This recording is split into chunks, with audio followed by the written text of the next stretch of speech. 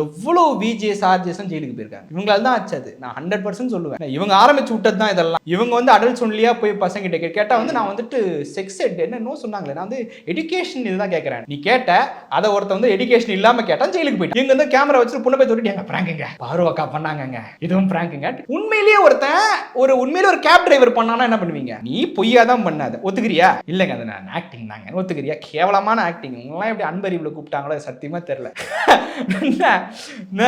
Again நான் இது வரைக்கும் பேசலக்கா. நீங்க உங்க ரீல இன்னைக்கு கரெக்டா இன்னைக்கு காலைல தான் வந்து அனுப்பிச்சானுங்க பசங்க. செம்ம காமெடியா இருந்துச்சு. அவங்களும் பேசலையே.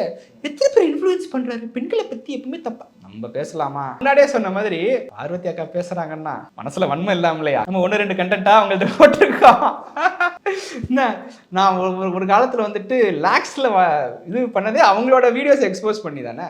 ஸோ அந்த இது இருக்க தான் செய்யும். Jayachandran Gold and Diamonds, now at Palikatnai.